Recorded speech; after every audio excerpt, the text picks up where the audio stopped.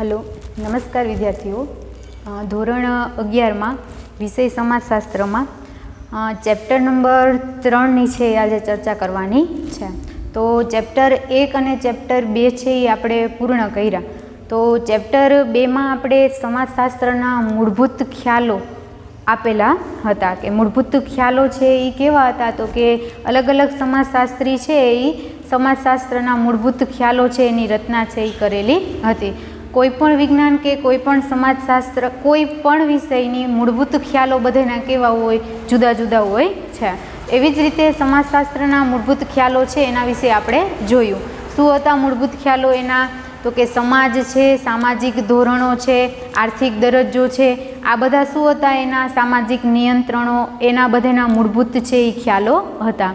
તો આ મૂળભૂત ખ્યાલો ઉપરથી આપણે આજે છે ત્રીજું ચેપ્ટર જે સામાજિક વ્યવસ્થા અને સામાજિક રચના તંત્ર, આ ચેપ્ટરની છે ચર્ચા કરવાની છે. તો એનો જે પહેલો મુદ્દો આપણને આપેલો છે સામાજિક વ્યવસ્થા, ત્યારબાદ છે એની રચના તંત્ર કેવી રીતે થાય. તો કે સમાજની વ્યવસ્થા છે એ કેવી હોય, તો આપણે જોઈએ કે મોટા ભાગે અત્યારે જ્યાં પણ જોઈએ ત્યાં સામાજિક વ્યવસ્થાઓ છે એ આપેલી છે. એટલે માનવીની જરૂરિયાતોને પૂર્તિ કરવા માટે સામાજિક વ્યવસ્થાઓ બધી ગોઠવેલી છે. ઉપવ્યવસ્થા, પેટા વ્યવસ્થા, આ બધી જ વ્યવસ્થાઓ આપી છે. જેમ કે એક કુટુંબ જેવી સંસ્થા હોય જ્યાં બાળકનો જન્મ, મરણ, ઉછેર આ બધું એના રક્ષણ માટેની બધી જ વ્યવસ્થા કરેલી હોય. આ વ્યવસ્થા કેવી છે? સામાજિક વ્યવસ્થાઓ છે. એવી જ રીતે જુદી જુદી વ્યવસ્થાઓ છે એ સમાજમાં રચના છે એ કરેલી છે.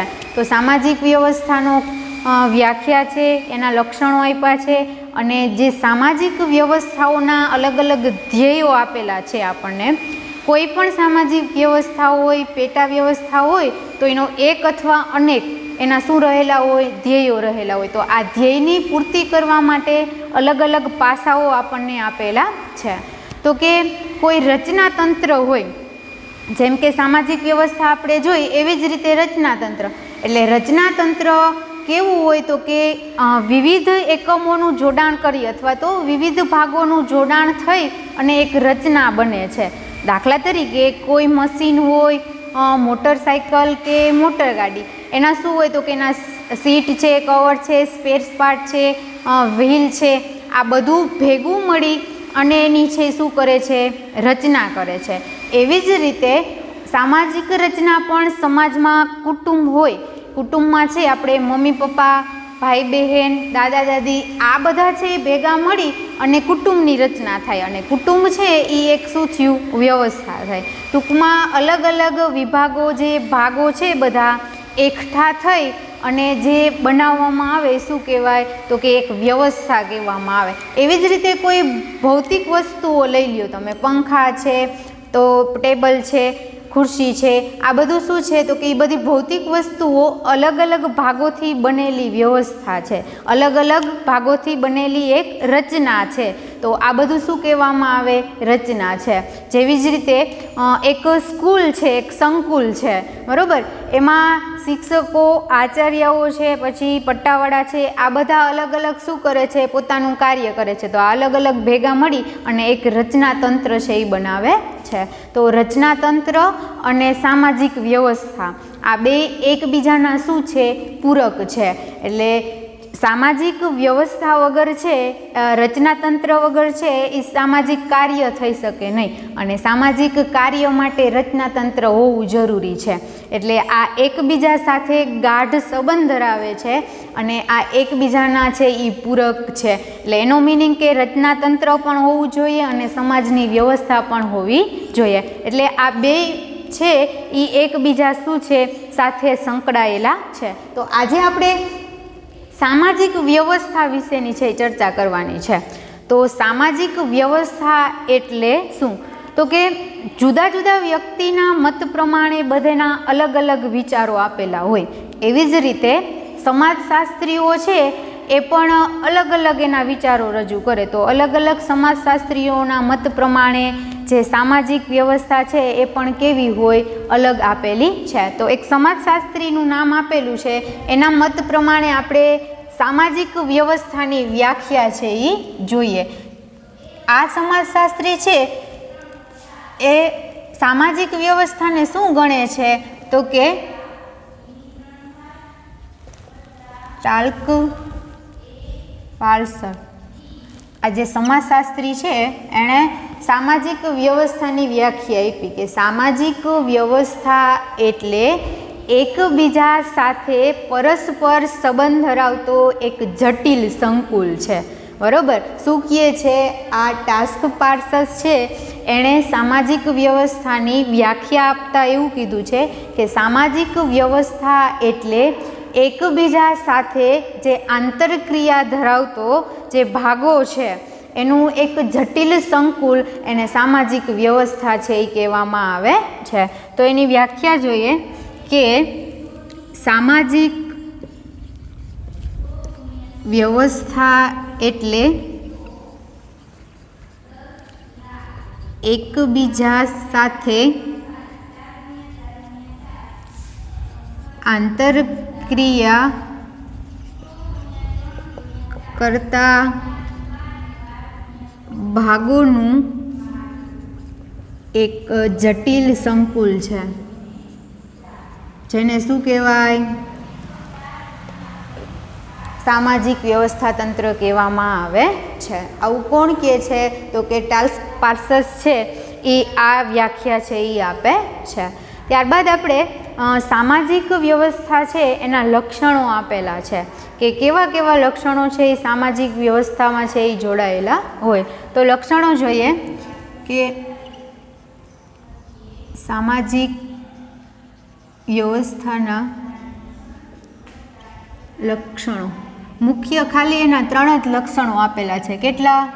3 લક્ષણો. કયા કયા છે? તો પહેલું આપ્યું છે વિભિન્ન ભાગો વચ્ચે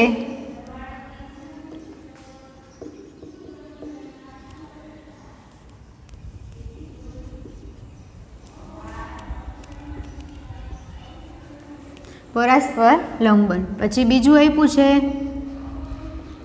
સામાજિક વ્યવસ્થામાં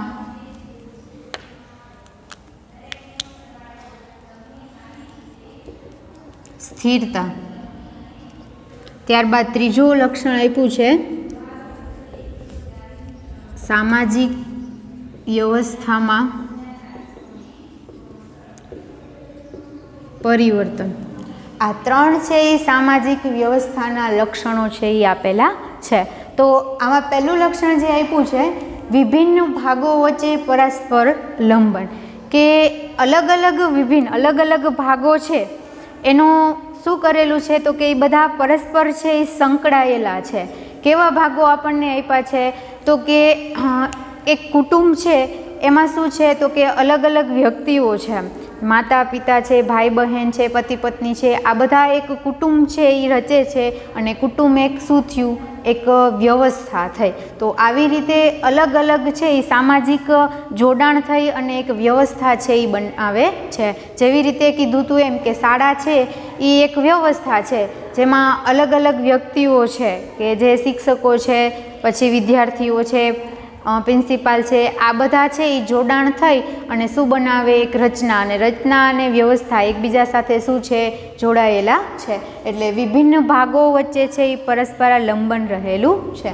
પછી કહે છે સામાજિક વ્યવસ્થામાં સ્થિરતા.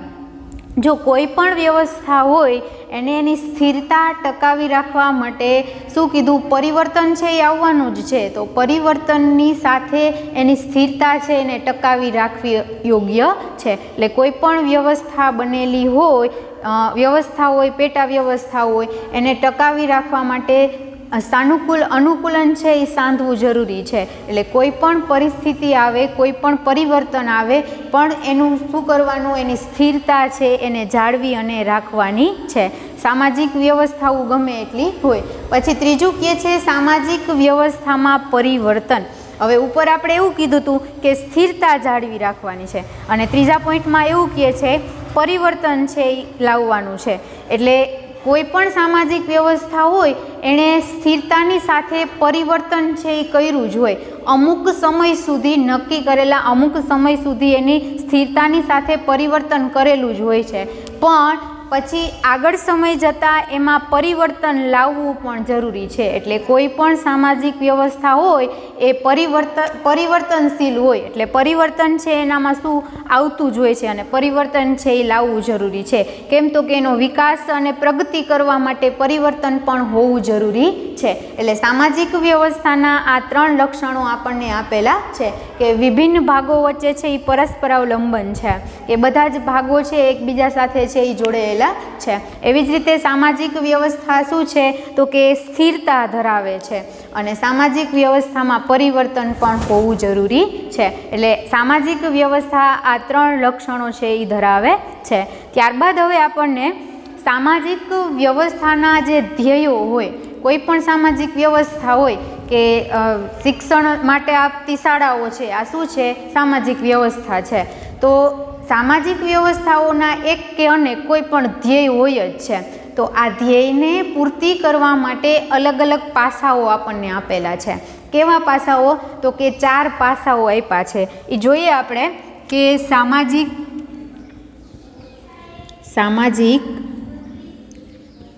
વ્યવસ્થાના પાસાઓ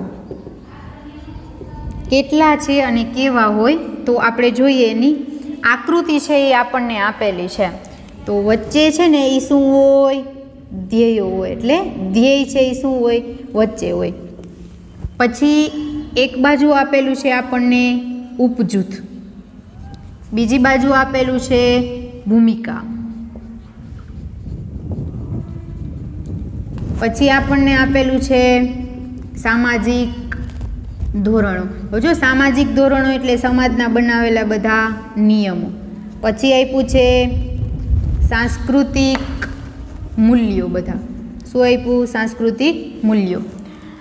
આ સામાજિક વ્યવસ્થાના શું આપ્યા છે આપણને? પાસાઓ છે કે કોઈ પણ સામાજિક વ્યવસ્થા હોય ને એના ધ્યેય હોય જ, તો આ ધ્યેયને પૂર્તિ કરવા માટે આ એના પાસાઓ છે. એટલે આ બધા 4 પાસાઓ છે ને એ શું કરે છે?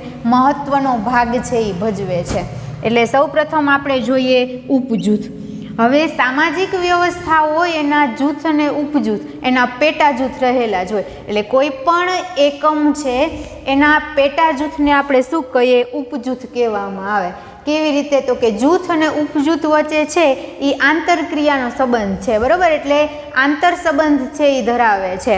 તો કે દાખલા તરીકે ભારત છે એ એક જૂથ છે, તો એના ઉપજૂથમાં શું આવે?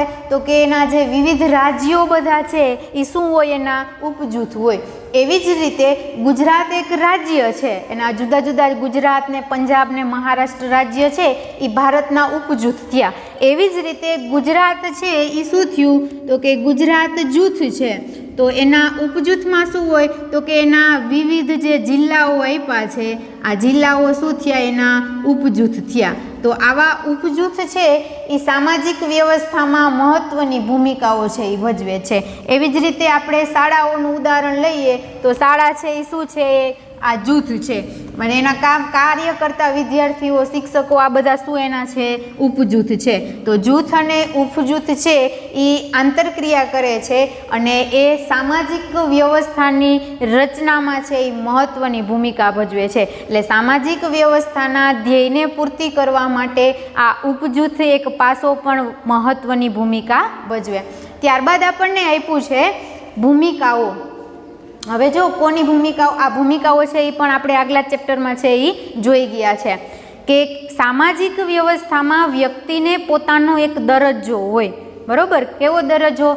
તો કે દરજ્જો એટલે જુદી જુદી પરિસ્થિતિમાં વ્યક્તિને જે આપવામાં આવેલી જે વ્યવસ્થા, જે એક દરજ્જો આપ્યો હોય એને ભૂમિકા કહેવામાં આવે. અને એ દરજ્જા ઉપર રહી અને વ્યક્તિએ પોતાની ભૂમિકા છે એ ભજવવાની થતી હોય છે. એટલે પોતાની ભૂમિકા કેવી હોય? અલગ અલગ હોય. તો એનું ઉદાહરણ જો લઈએ તો આપણે શાળાનું જ ઉદાહરણ છે એ લેવાનું છે. કોની કેવી ભૂમિકાઓ હોય? તો કે શાળાના સંચાલક છે એ શું કરે? સંચાલક એ એની ભૂમિકા ભજવે. પ્રિન્સિપાલ છે એ શું કરે તો કે એનું કાર્ય કરે, શિક્ષક છે એ ભણાવે, વિદ્યાર્થીઓ છે એ શું કરે ભણે છે. આ બધાની શું છે અલગ અલગ ભૂમિકાઓ આપી છે. તો કોઈ પણ વ્યવસ્થા તંત્રના ધ્યેયને પૂરી કરવા માટેની આ ભૂમિકા જે આપી છે એ ભૂમિકાનું પાસું પણ કેવું છે એ પણ મહત્ત્વનું છે. એટલે આ પણ મહત્ત્વનું યોગદાન એના ધ્યેયને પૂરા કરવામાં આપે છે. ત્યારબાદ આપણે ત્રીજો પાસો આપ્યો છે સામાજિક ધોરણો. હવે સામાજિક ધોરણો એટલે તો કે સામાજિક નિયમો હોય એને શું કહેવાય સામાજિક ધોરણો છે. હવે કોઈ પણ વ્યક્તિનો આર્થિક દરજ્જો અને ભૂમિકા, હવે જો કોઈ પણ વ્યક્તિ જે સમાજમાં રહેતો હોય એનું ધ્યેય પૂરું કરવા માટે છે એને સામાજિક ધોરણોના અંદર રહી અને એનું ધ્યેય છે એ પૂરું કરવાનું હોય. એટલે એના નિયમોનો ભંગ છે એ કરવાનો થતો હોય નહીં. એટલે સામાજિક ધોરણ છે એનું ધ્યેય પૂરું કરવામાં કેવી રીતે ભૂમિકા છે એ ભજવે છે તો કે સામાજિક ધોરણ છે દાખલા તરીકે શાળામાં જે સંચાલકે નિયમો બનાવ્યા છે આ નિયમોની અંદર રહીને જ શિક્ષકો, વિદ્યાર્થીઓ, પ્રિન્સિપાલ આ બધા શું કરતા હોય કાર્ય કરતા હોય તો એ શું થયું સામાજિક ધોરણ થયા. એટલે સામાજિક ધોરણની અંદર રહીને જ વ્યક્તિ કે પછી વ્યવસ્થા તંત્ર આ બધા એના ધ્યેય છે એ પૂર્ણ કરી શકે. એટલે આ સામાજિક ધોરણ છે એ પણ મહત્ત્વની ભૂમિકા છે એ ભજવે છે. ત્યારબાદ આપણે ચોથું પાસું આપ્યું છે કયું સાંસ્કૃતિક મૂલ્યો. હવે જો કોઈ પણ ભૂમિકા હોય, કોઈ પણ દરજ્જો વ્યક્તિ ધરાવતો હોય એ એની સાંસ્કૃતિક મૂલ્યો દર્શાવે છે. એટલે સામાજિક વ્યવસ્થાના માપદંડો છે ને એ સાંસ્કૃતિક મૂલ્યોથી થાય કે દાખલા તરીકે શાળામાં જે સંચાલક છે એ સંચાલક કરે છે તો એ કેવી રીતે કરે છે તો કે એ એક સારી રીતે કંઈ પણ કાર્ય વગર છે એ પોતાનું શું કરે તો કે એ સંચાલક કરે છે. એવી જ રીતે એક શિક્ષક છે એ પણ શું કરે વિદ્યાર્થી વિનમ્રતાથી ભણે. શિક્ષક પણ એવું નહીં કે પ્રિન્સિપાલ કે સંચાલક છે એ જોતા નથી એટલે એનું કાર્ય છે એ ન કરે. એ જે એનું માપદંડ છે એ સાંસ્કૃતિક મૂલ્યોથી એનું માપદંડ છે એ થાય છે. તો આ સાંસ્કૃતિક મૂલ્યો પણ વ્યવસ્થા તંત્રના ધ્યેયને પૂર્તિ કરવામાં એક મહત્ત્વની ભૂમિકા છે એ ભજવે છે. એટલે સામાજિક વ્યવસ્થાના આ જે જુદા જુદા પાસાઓ આપ્યા છે એના લીધે એનો ધ્યેય છે એ શું કરવામાં આવે પૂર્ણ કરવામાં આવે. એટલે કોઈ પણ સામાજિક વ્યવસ્થાનો ધ્યેય હોય એ પછી ધ્યેય અલગ અલગ હોય, એક હોય કે અનેક હોય, પણ કોઈ પણ ધ્યેયો પૂરા કરવા માટે આ બધા પાસાઓની શું જરૂરિયાત છે એ ઊભી થાય છે. એટલે સામાજિક વ્યવસ્થા એટલે શું, સામાજિક વ્યવસ્થાના લક્ષણો છે, સામાજિક વ્યવસ્થા છે એના પાસાઓ આપ્યા છે એના ધ્યેયને પૂરા કરવા. આ બધા જ પાસાઓ મહત્ત્વની ભૂમિકા ભજે. આમાંથી કોઈ પણ એક પાસાઓ છે એ ન હોય અથવા તો નબળો હોય તો એનું ધ્યેય છે એ પૂરું ન પણ થઈ શકે અથવા તો અંશતઃ થઈ શકે છે. તો એટલે આજનો આપણે આ ટોપિકમાં સામાજિક વ્યવસ્થા છે એ જોઈ. ફરી એકવાર છે એ રિપીટ કરી લઈએ કે સામાજિક વ્યવસ્થા એટલે શું, સામાજિક વ્યવસ્થાઓ કેવી કેવી હોય અને એના પાસાઓ. તો કે આપણે ખબર જ છે સમાજમાં કુટુંબની જેમ ઘણી બધી વ્યવસ્થાઓ આપી છે જે સમાજની શું કરે વ્યવસ્થા છે એ ઊભી કરે. પછી ટાસ્ક પાર્સસ જે સમાજશાસ્ત્રી છે એના મત પ્રમાણે આપણે સામાજિક વ્યવસ્થાની વ્યાખ્યા જોઈ. શું એની વ્યાખ્યા તો કે સામાજિક વ્યવસ્થા એટલે એકબીજા સાથે આંતરક્રિયા જે કરતા ભાગો છે એનું એક જટિલ સંકુલ છે એને આ વ્યક્તિ છે એ શું કહે છે સામાજિક વ્યવસ્થા કહે છે. સામાજિક વ્યવસ્થા છે એ અને રચનાતંત્ર આ બે છે એ શું છે એકબીજાના પૂરક છે. આ બે વચ્ચે કેવો તો કે ગાઢ સંબંધ છે એ રહેલો છે. સામાજિક વ્યવસ્થાના લક્ષણોનું પહેલું લક્ષણ આપણે આપ્યું હતું શું તો કે વિભિન્ન ભાગો વચ્ચે છે એ શું છે પરસ્પરાલંબન. એટલે બધા એકબીજા સાથે છે એ આંતરક્રિયા આંતર રીતે છે એ જોડાયેલા છે. એનું ઉદાહરણ આપણે જોયું હતું કે કુટુંબમાં છે એ ભાઈ બહેન હોય, માતા પિતા, દાદા દાદી, પતિ પત્ની આ બધા છે એ શું છે તો કે એક ભાગ છે અને આ ભાગ બધા ભેગા મળી એક કુટુંબ બનાવે છે અને કુટુંબ એક શું છે વ્યવસ્થા છે. તો આવી રીતે અલગ અલગ ભાગો વચ્ચે પણ શું છે પરસ્પરાલંબન. પછી બીજું સામાજિક વ્યવસ્થામાં શું હોવી જોઈએ સ્થિરતા હોવી જોઈએ. કોઈ પણ સામાજિક વ્યવસ્થા હોય એમાં સ્થિરતા હોવી જોઈએ. એટલે કોઈ પણ પરિવર્તન આવે નવું તો પણ એની સ્થિરતા એને શું કરી રાખવાની હોય જાળવી રાખવાની હોય. હવે ઉપર સ્થિરતા કહે છે, નીચા ત્રીજા લક્ષણમાં શું કહે પરિવર્તન કે હોવું જરૂરી છે. એટલે કોઈ પણ સામાજિક વ્યવસ્થા હોય એમાં અમુક સમય સુધી શું કરે એની સ્થિરતાની સાથે પરિવર્તન કરે.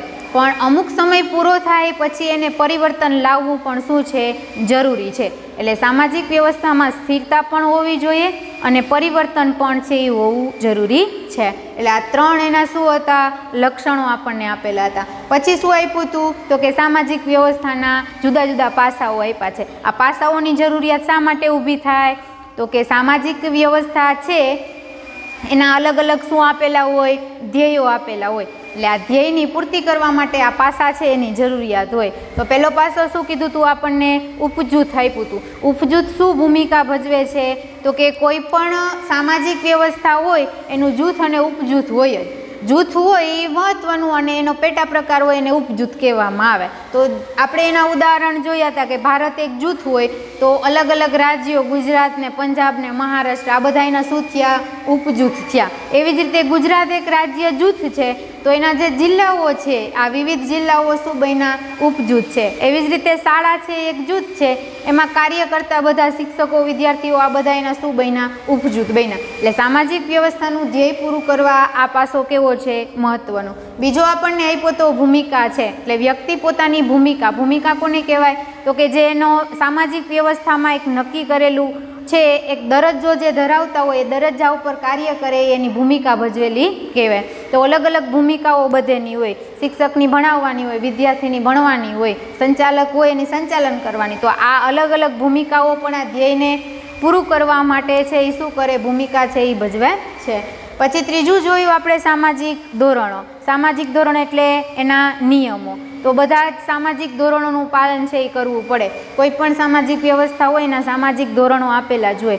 વ્યક્તિ હોય કે પછી કોઈ પણ હોય એને સામાજિક કાર્યો કરવાના હોય, પોતાના ધ્યેયો હોય, એને સામાજિક ધોરણોનું પાલન કરી અને એના કાર્ય કે ધ્યેયો છે એ પૂર્ણ કરી શકે છે. તો જે શાળામાં દાખલા તરીકે નિયમો બધા બનાવ્યા હોય એ નિયમોનું પાલન કરી જ ને વિદ્યાર્થીઓ ભણતા હોય, શિક્ષકો ભણાવતા હોય. આવી રીતે છે એ સામાજિક ધોરણ કહેવાય. એટલે ધ્યેયની પૂર્ણ કરવા માટે સામાજિક ધોરણ પણ જરૂરી છે. સાંસ્કૃતિક મૂલ્યો આપ્યા છે. એટલે સાંસ્કૃતિક મૂલ્યો છે ને સામાજિક વ્યવસ્થાના શું છે, માપદંડો છે. એટલે કોઈ પણ વ્યક્તિ હોય એ શું હોય તો કે કોઈ પણ વ્યક્તિ કાર્ય કરતા હોય એ સાંસ્કૃતિક મૂલ્યો એના બતાવે છે. એટલે સાંસ્કૃતિક મૂલ્યો વ્યક્તિના ભૂમિકા છે, આર્થિક દરજ્જો, આ બધું છે કાર્ય માટે આ સાંસ્કૃતિક મૂલ્યો એના માપદંડો છે એ બતાવે છે. એટલે શાળામાં વ્યવસ્થિત રીતે કાર્ય કરતા સંચાલકો, શિક્ષકો, વિદ્યાર્થીઓ આ બધા એનું સાંસ્કૃતિક મૂલ્યો છે એ દર્શાવે છે. તો આ 4 પાસાનો બનેલો છે એ સામાજિક વ્યવસ્થાનો ધ્યેય. એટલે કોઈ પણ ધ્યેય માટે સામાજિક વ્યવસ્થાના આ 4 પાસાઓ છે એની જરૂરિયાત હોય. એટલે આ હતું સામાજિક વ્યવસ્થા કેવી હોય. ત્યારબાદ આપણને આપેલું છે સામાજિક રચના તંત્ર. આ બે એકબીજાના શું છે, પૂરક છે. એટલે સામાજિક વ્યવસ્થા તંત્ર છે એ અલગ અલગ, જેમ આગળ કીધું હતું એમ કે મોટર હોય કે મશીન હોય એના અલગ અલગ ભાગો બનાવી અને એક રચના બને એને શું કહેવામાં આવે, રચના તંત્ર છે એ કહેવામાં આવે. ભૌતિક વસ્તુ હોય તો એનું પણ શું હોય, અલગ અલગ ભાગોનું બનેલું એક રચના બનાવવામાં આવે. તો આજનો આ ટોપિક છે સામાજિક વ્યવસ્થા એ શું થાય, પૂરો થાય. Okay, thank you.